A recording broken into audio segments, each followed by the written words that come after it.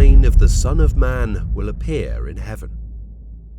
When Jesus comes back to earth, there are signs that we will be warned to keep an eye out for in the Bible. The Bible is a history book, but it is unlike any other history book available in any public library. The Bible's history starts with the earth's creation and ends with the world's end. Jesus told us to watch and pray. What do we watch? We cannot stand still and watch the clouds wait for him to appear. That is not what he meant. He meant, keep an eye on what's going on in the world and see what signs I gave you to help you prepare. Signals are signs.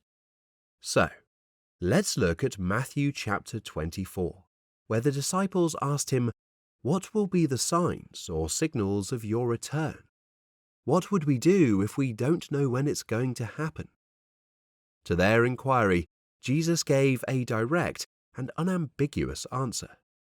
We can thank God that he responded in such a straightforward manner. Matthew 24, 3-5.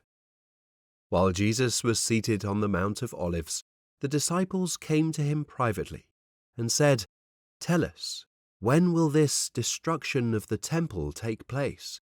And what will be the sign of your coming, and of the end, completion, consummation of the age?"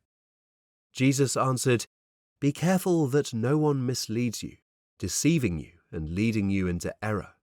For many will come in my name, misusing it and appropriating the strength of the name which belongs to me, saying, 'I am the Christ, the Messiah, the Anointed,' and they will mislead many." In the book of Revelation, he gives a much more detailed and comprehensive response, but here he gives a rundown of the signs that will precede his arrival. The disciples approached Jesus secretly as he was seated on the Mount of Olives. This converse takes place in Matthew 24, 3-36. Now, in that passage, he gave 4 distinct signs of his coming. The first sign is disasters in the world, and he notes, for example, wars, famines, and earthquakes. The church, not the world, is the second sign of his coming. That takes us to the third sign of the end times, Jerusalem's distress. Then Jesus says that the fourth sign of his coming will come instantly after that. So we shall know when he is coming, and we shall be ready. There will be no risk of false prophets or messiahs when that sign comes. There will be no deception, and it will be too quick. What will happen is that all natural light will be switched off. The sun will go dark, and the stars will fall. Matthew 24, 29-31. Amplified Bible.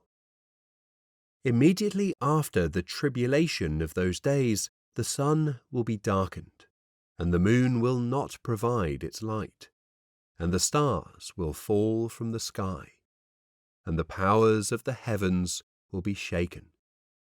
And at that time the sign of the Son of Man coming in his glory will appear in the sky, and then all the tribes of the earth, and especially Israel, will mourn, regretting their rebellion and rejection of the Messiah. And they will see the Son of Man coming on the clouds of heaven with power and great glory, in brilliance and splendor. And he will send his angels with a loud trumpet, and they will gather together his elect, God's chosen ones, from the 4 winds, from one end of the heavens to the other. There are many predictions of this through the Bible. Isaiah predicts it. The heavens will be rolled up like a carpet. Isaiah 34:4, Amplified Bible. All the host of heaven will be dissolved, and the skies will be rolled up like a scroll. All their hosts, the stars and the planets, will also wither away, as a leaf withers from the vine. and as a fig withers from the fig tree. The natural light will be gone, leaving only artificial light illuminating the earth. What is happening? What is going on? People may ask.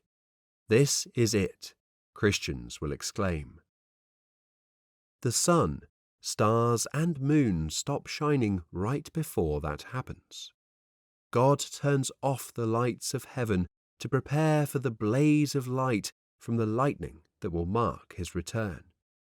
Then he comes on the clouds back to planet Earth, and we meet him.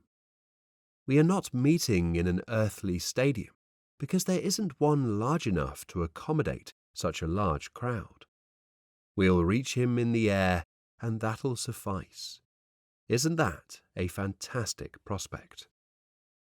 When you see all these things, you know he is at the gates, just about to walk through, he says.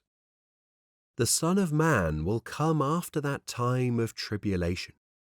Here, distress connects with Matthew 24 to 21 to point to a specific period of great tribulation.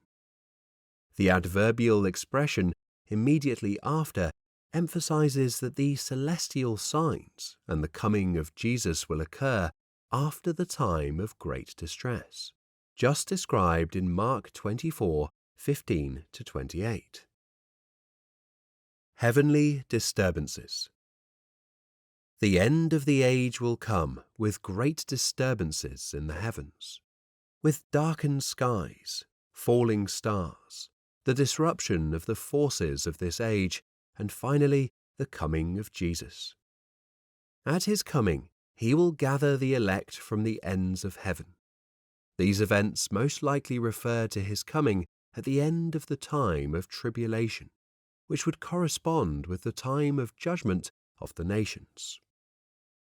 Several prophetic passages describe the cosmic disturbances that will precede and surround the glorious return of Jesus. Joel 2:10, Amplified Bible. The earth quakes before them, the heavens tremble. The sun and the moon grow dark, and the stars lose their brightness. Revelation 6:12 to 14, Amplified Bible. I looked when he, the Lamb, broke open the sixth seal, and there was a great earthquake, and the sun became black as sackcloth made of hair, and the whole moon became like blood, and the stars of the sky fell to the earth like a fig tree shedding its late summer figs when shaken by a strong wind. The sky was split, separated from the land, and rolled up like a scroll, and every mountain and island were dislodged and moved out of their places. The sign of the Son of Man will appear in heaven. It is difficult to say exactly what this sign is. It seems to precede his return as described in Revelation 19:11. Perhaps this sign is somehow related to the incredible cosmic disturbances that will precede the great event. Revelation 19:11.